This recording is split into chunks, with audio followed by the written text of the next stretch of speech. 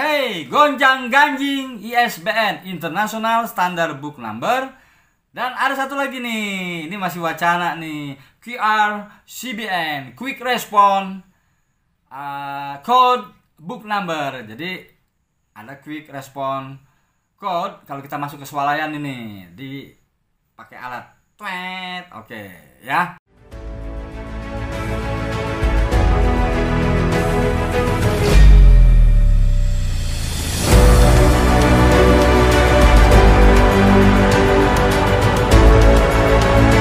Saya Golagong, Duta Baca 2021 hingga 2025.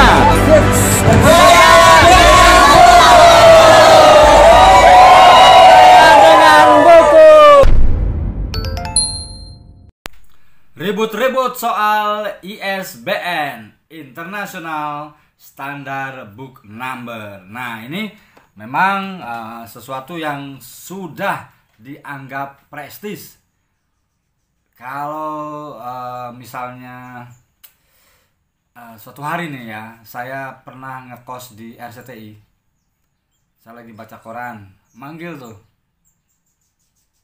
Pak Haji, nah nengok ya. Atau misalnya ketemu profesor, mereka lebih senang sebut halo prof. Seperti itulah ya. Jadi ISBN ini adalah pengidentifikasian unik ya. Ini kalau Wikipedia menyebutnya pakai tanda kutip, ISBN adalah pengidentifikasian unik untuk buku-buku yang digunakan secara komersial. Nah, secara komersial. Ingat tuh, sistem ISBN diciptakan di Inggris sana ya, di London pada tahun 1966 oleh seorang pedagang buku ya, pedagang buku dan alat-alat tulis namanya W.H. Smith, dan mulanya disebut Standard Book Numbering atau SBN ya.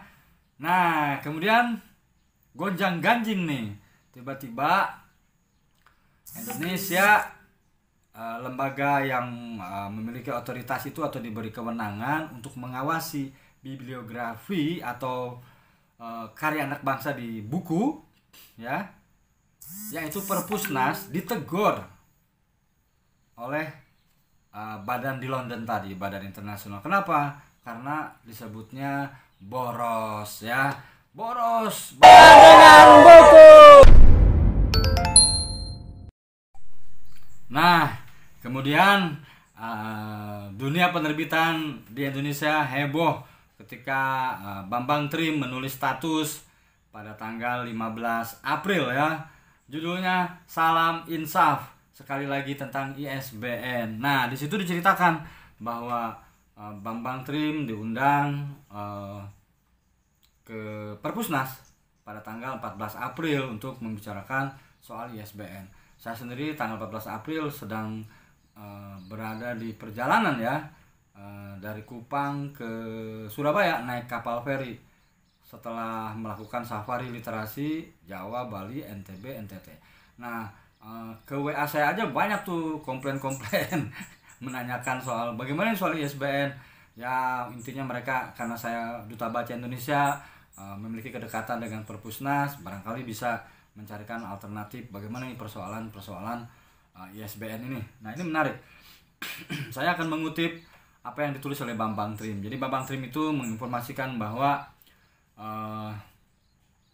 Indonesia itu atau setiap negara oleh badan internasional ISBN tadi yang ada di London diberi jatah 1 juta nomor, 1 juta ISBN dengan penomoran tertentu ya. Kalau Indonesia itu penomorannya penomorannya khas blok ISBN-nya itu 978-623 itu ya. Jatah ISBN sebanyak 1 juta ya, dalam diperkirakan 10 tahun akan habis. Tapi ini luar biasa ya, memang saya mengalami juga di era pandemi ini. Saya dapat dapat WA promosi buku, jualan buku. Saya hampir menghabiskan bisa 500.000, 300.000, 200.000 buku yang saya beli dari komunitas-komunitas. Jadi itu era pandemi. Bambang Trim menulis bahwa selama era pandemi ISBN itu tahun 2020 keluar sebanyak 144.000. Bayangin, 144.793 ISBN. Sedangkan tahun 2021 63.398 judul. Nah, Gong Publishing sendiri yang biasanya 1, 2, 3 hari berhasil mendapatkan ISBN, sekarang bisa 2 minggu. Nah, persoalannya ini sekarang, alokasi 1 juta nomor itu diberikan ke Indonesia tahun 2018, artinya untuk 2028. Tetapi tahun 2022 pemberian ISBN itu sudah membengkak, sudah masuk menghabiskan 50%, sebanyak 623.000 judul. Nah, jadi tinggal 377.000 ISBN lagi diperebutkan nih oleh penerbit. Kata Pak Adin Bondar, penerbit di Indonesia itu ada 1.200-an, yang aktif 700-an, tapi yang hidup banget itu sekitar 100-an, penerbit-penerbit mayor lah. Nah, ini kemudian muncul persoalan dengan buku.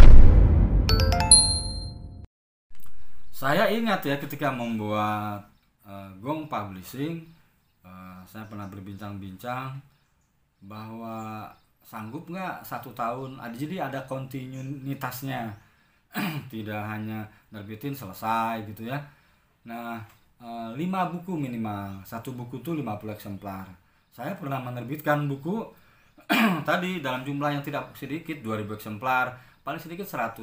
Nah, ini sekarang juga tetap saya pertahankan untuk itu ke Salam, Abdul Salam, Presiden Rumah Dunia, yang sekarang saya amanahi jadi manajer buku ya, manajer Gong Publishing. Nah, memang kemudian muncullah semacam fenomena nih. Fenomena, saya sudah jalan dari Sabang hingga Jayapura, Merauke-nya belum. Mudah-mudahan Agustus saya ke Merauke. Nah, ya saya menemukan misalnya ya, di satu kota, di satu daerah, sekolah-sekolah memberi buku kepada saya. Lalu saya lihat kualitasnya, misalnya cover bukunya dengan cara ngeprint foto misalnya. Ya, kualitasnya jauh di bawah standar. Lalu saya buka dalamnya, waduh, ini ada banyak kesalahan elementer, tanda baca, misalnya antologi puisi,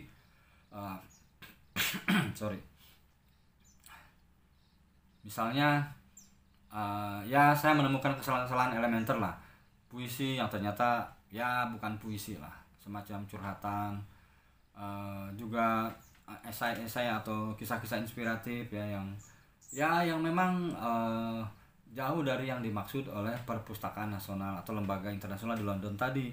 Jadi buku-buku itu tidak dicetak untuk mudah diakses oleh masyarakat banyak, misalnya hanya dicetak 10, 20.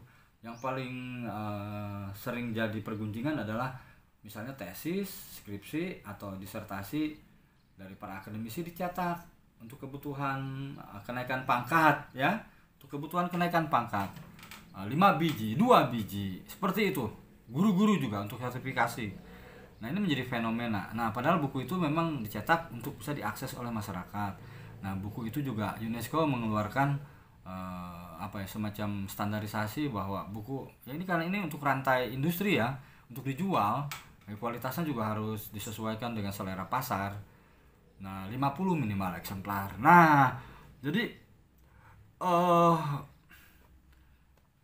memang bagaimana ya, ini dilematis nih saya sebagai Duta Baca Indonesia mendorong agar masyarakat menulis.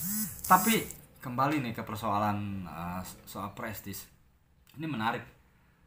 Apa yang saya khawatirkan nih, seperti Toto Esteradik, saya mengutip Toto Esteradik. Jadi kalau kata Toto Esteradik, ISBN itu sebetulnya cuma nomor ya, tapi itu orang-orang sudah terlanjur. Ini sama seperti gelar haji, gelar doktor, profesor gitu ya. Sering kan kita menemukan, nih buku baru saya ada ISBN-nya loh. Oke, nggak apa-apa. Tapi kemudian prestis ini menjadi bumerang ya. Kuantitas oke, tapi kualitas. Nah, kemudian tiba-tiba ada lagi nih satu alternatif yang ini sedang dikaji oleh Perpusnas, yaitu QRCBN. QRCBN itu adalah kalau kita ke swalayan tuh barcode tuh ya, Quick Response Code. Nah, ditambahin belakangnya BN, book number. Jadi ada satu lembaga yang mencoba menawarkan alternatif ini. Ya, menawarkan alternatif ini. Ya sudahlah, yang nggak semuanya harus di ISBN kan, misalnya. Yang kayak tadi hasil penelitian untuk terbatas, hasil pelatihan yang cuma nyetak 10, ya udah pakai QRCBN saja. Nah, persoalannya nih, menurut satu petinggi di Perpusnas RI, QRCBN ini ya oleh satu lembaga sedang dikaji. Jadi ada kedua kemungkinan. Ini lembaga ini akan mengambil alih fungsi dari Perpusnas. Perpusnas itu kan satu lembaga sah di sebuah negara di Indonesia yang mengawasi bibliografi, yang mengawasi hasil karya anak bangsa, ya supaya bagus lah ya, supaya terkontrol gitu. Nah, akan coba diambil alih fungsi ini oleh satu lembaga tadi dengan mengeluarkan QRCBN. Nah, ya ini tentu butuh biaya besar seperti halnya sertifikasi. Nah, ini kan juga soal sertifikasi nih, ini sedikit menyimpang. Sertifikasi ini ya kalau memang masyarakat butuh gitu ya silakan. Tapi mungkin kalau perusahaan-perusahaan besar, misalnya saya pernah masuk ke sebuah perusahaan besar, apakah perusahaan besar itu butuh sertifikasi untuk wartawannya, sedangkan di dalamnya sudah ada semacam fit and proper test. Misalnya saya masuk ke sebuah industri penerbitan, industri perusahaan TV misalnya, atau perusahaan pers, ya saya dites, oke, memenuhi kualifikasi enggak, oke, lolos. Nah, jadi lembaga-lembaga seperti ini membantu sebetulnya. Nah, persoalannya nanti apakah QRCBN ini akan mampu melayani ini penerbit indie ya, dan itu tentu ujung-ujungnya uang. Nah, kalau masyarakat membutuhkan ya silahkan saja, itu satu alternatif ya itu nanti persepsi lah ya, nanti dibentuklah satu persepsi bahwa ya sudah QRCBN saja, atau nanti ada lagi lembaga lain, atau kita tunggu Perpustakaan Nasional mencarikan solusinya, begitu ya. Jadi menurut saya nih sebagai Duta Baca Indonesia, menulis saja, menulis yang bagus karyanya kita buat, lalu kita coba desain buku ini seperti buku layaknya yang didisplay di toko-toko buku. Jadi orientasinya kita membuat sebuah produk buku yang memang harus bagus, itu ya, harus bagus. Oke, ya kalau tidak bersetuju tidak apa-apa, silakan komentar ya. Ini katakanlah ini hanya asumsi, katakanlah ini opini saya lah ya. Barangkali seperti itu. Kita lihat sekali lagi, jangan mematahkan semangat kita menulis buku. Saya Golagong, Duta Baca Indonesia 2021-2025, juga Direktur Gong Publishing. Salam literasi.